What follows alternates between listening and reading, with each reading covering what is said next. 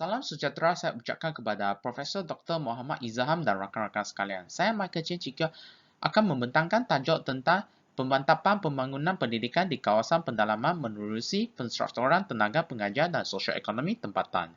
Selepas menganalisis kedua artikel dan membuat sedikit pembacaan, saya mendapati bahawa pendidikan di kawasan pendalaman tidak dititik beratkan. Jadi saya menulis kertas konsep ini berdasarkan bukti iaitu jurang pencapaian UPSR adalah besar antara bandar dan luar bandar. Ini disebabkan sosioekonomi dan tenaga pekerja. Di sini saya telah menggunakan teori jangkaan Virun di mana kesungguhan ialah apa yang ingin dicapai, jangkaan tindakan yang diambil untuk mencapai dan seterusnya instrumentality iaitu ganjaran yang akan terdapat selepas tercapai sasaran. Jadi ini akan menjadi motivasi. Teori kedua ialah teori sistem terbuka di mana persekitaran luaran akan mempengaruhi input proses transformasi dan output dan sama sekali dengan maklum balas.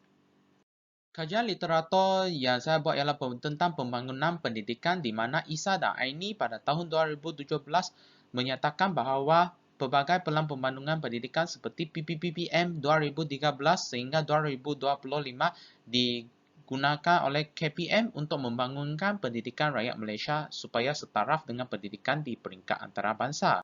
Menurut Sugato pada tahun 2018, tenaga pengajar merupakan pendidik di mana dapat mengurus keseluruhan proses aktiviti PDPC dengan berkesan.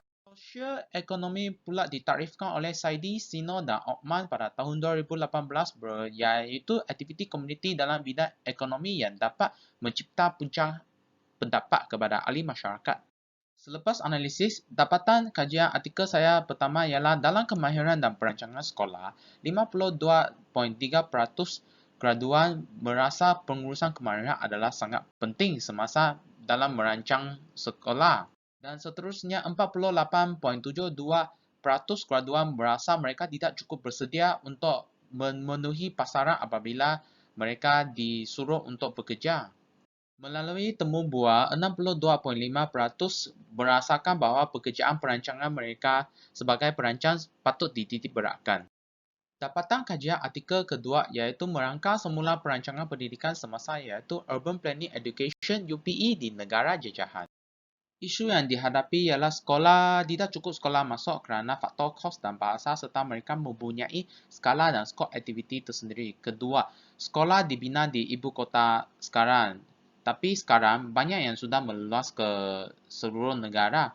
Dan ketiga, jurang bahasa di mana mereka menggunakan BI sebagai penyaluran pendidikan dan semasa mengaplikasi mereka menggunakan bahasa tempatan supaya orang lain lebih faham. Jadi keempat, kekurangan dana di mana lokasi sekolah dibina di tempat yang terlalu sempit. Jadi ini tidak bagus. Kelima, jangan ringan rangkaian tersendiri di antara negara di mana Kelasco menjalani tugas UPE juga. Jadi tidak payah masuk UPE. Dan akhir sekali kekurangan pentauliahan profesional di mana institusi tidak dapat menunjukkan kualitinya. Seperti kita mengambil khusus pun kena pengiktirafan daripada MQA.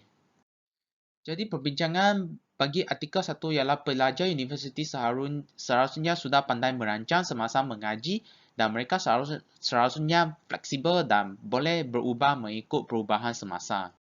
Di sini cadangan penyelesaian ialah pertama, mengajar pengaplikasian kemahiran berkomunikasi dan mencari maklumat supaya graduan sendiri boleh mencari semua benda. Dan kedua, percubaan perkala untuk mendapat maklum balas daripada senior mereka. Ketiga, undang-undang dan perundangan yang sepatutnya ditantangani secara tempatan dan bukan oleh kuasa luar. Dan keempat, meratakan syarat kecekapan di mana semua pelajar perlu mempelajari proses merancang sekiranya mereka mengambil bidang perancangan. Dan model khas berdasarkan cadangan tadi ialah pertama, mereka mendapat kecekapan serta pengetahuan. Selepas itu, mereka membuat penemuan dan pentafsiran tentang benda tersebut. Dan ketiga, mereka memahami dan mensintesis dan akhir sekali membuat penilaian dan kritikan. Dengan bantuan daripada akademik, penyelidikan ilmiah pelajar atau alumni dan akhir sekali pengetahuan institusi tersebut. Perbincangan dapatan artikel 2 berdasarkan artikel 2 ialah UPE itu ialah penyumbang kepada dekolonisasi dan perombak semula pendidikan di sekitar negara jajahan. Dapatan artikel 2 mendapati bahawa UPE itu ialah penyumbangan kepada dekolonisasi dan perombakan semula pendidikan. Mereka mempunyai cadangan penyelesaian di mana mendapat jaringan pengkajian tinggi di mana dia dapat menambah baik dari segi standard pentadbiran di mana diiktiraf dan mengurangkan jurang perbezaan bahasa supaya lebih banyak sekolah menyertai UPE. Dia memerlukan usaha gigih daripada anggota sekolah, organisasi penajar dan pihak yang membantu membentuk UPE dalam rangkaian serantau dan global. Setelah membuat penanalisisan dan membuat bacaan, saya mendapati isu di Malaysia iaitu jurang pencapaian akademik di mana laporan PPPM 2016 telah menunjukkan data sebegini. Dan ini disebabkan kadar penguasaan 3M yang rendah di kalangan murid kawasan pendalaman. Faktor yang menyebabkan ini ialah pertama, sosioekonomi tempatan yang rendah di mana murid terpaksa membantu ibu bapa mencari pendapatan sehingga tidak dapat pergi ke sekolah.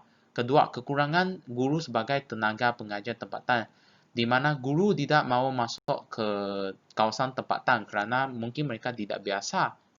Jadi implikasi pertama ialah tahap murid kawasan pendalaman tidak hadir ke sekolah tinggi. Jadi dasar kerajaan iaitu melalui rancangan Malaysia ke-11, kerajaan telah memberi bantuan 5,000 sehingga 10,000 kepada setiap rumah. Jadi sosioekonomi kawasan pendalaman mendapat peningkatan. Murid tidak payah pergi membantu ibu bapa mencari pendapatan. Jadi di sini bukti dia ialah enrolment murid orang asli dia telah meningkat dari 39,000 sehingga 40,000. Berdasarkan teori jangkaan Verum, kesungguhan di sini boleh diwakili peningkatan enrolment murid di mana jangkaan ialah penurunan keciciran murid. Jadi instrumentality ialah bantuan daripada dasar kerajaan. Jadi motivasi ialah kerajaan akan terus bantuan tersebut kerana mereka berasa itu adalah sangat berkesan. Jadi implikasi kedua ialah menawarkan murid kawasan pendalaman yang memenuhi kelayakan yang ditetapkan mengikuti latihan PSMP. Tujuannya adalah untuk menyediakan guru yang lebih memahami konteks tempatan supaya berkhidmat semula kepada masyarakat di situ. Jadi guru yang dilatih ini lebih memahami masyarakat dan masyarakat juga lebih senang menerima kembali mereka. Jadi pembelajaran dapat berlaku. Jadi berdasarkan sistem teori terbuka, input ialah penyediaan dana latihan dan dasar di mana ialah PISMP yang disediakan oleh kerajaan. Jadi proses transformasinya ialah orang tempatan yang mengikut PISMP. Jadi selepas mereka mengikuti, mereka akan balik berkhidmat kepada masyarakat. Jadi output dia tahap pendidikan ditingkatkan kerana orang masyarakat tempatan lebih senang menerima masyarakat sendiri dan bukan guru dari luar tempat lain. Jadi maklum balas sentiasa dikutip untuk mengubah dari peringkat input proses transformasi atau output dia supaya menjadi lebih baik. Implikasi ketiga ialah pewujudan jaringan rangkaian pendidikan di antara kumpulan pentadbir atau guru serta barisan profesional yang mengajar di kawasan pendalaman. Mereka boleh saling membincangkan tentang isu dan pelan intervensi. Sebagai contoh, sekiranya terdapat masalah keciciran di tempat A, maka kemungkinan besar pelan intervensi yang digunakan di tempat B yang telah berjaya boleh digunakan di tempat A supaya pendidikan di dalam kawasan pendalaman dapat dimantapkan. Jadi dari sini kita boleh tengok input dia ialah sokongan dana tenaga pengajar dan dasar terhadap PTBC murid. Jadi pelaksanaan program pemekasaan kehadiran iaitu proses transformasi di mana dia digunakan untuk mengganti kedap. Di mana program pemekasaan kehadiran ini dia lebih menarik kerana dia mengamalkan unsur elemen keseronokan dalam PTBC. Jadi output dia ialah kehadiran murid meningkat. Di sini maklum balas telah memainkan peranan dia di mana dia telah mentransformasikan program kedap kepada program pemekasaan kehadiran yang dapat meningkatkan kehadiran murid dengan lebih berkesan.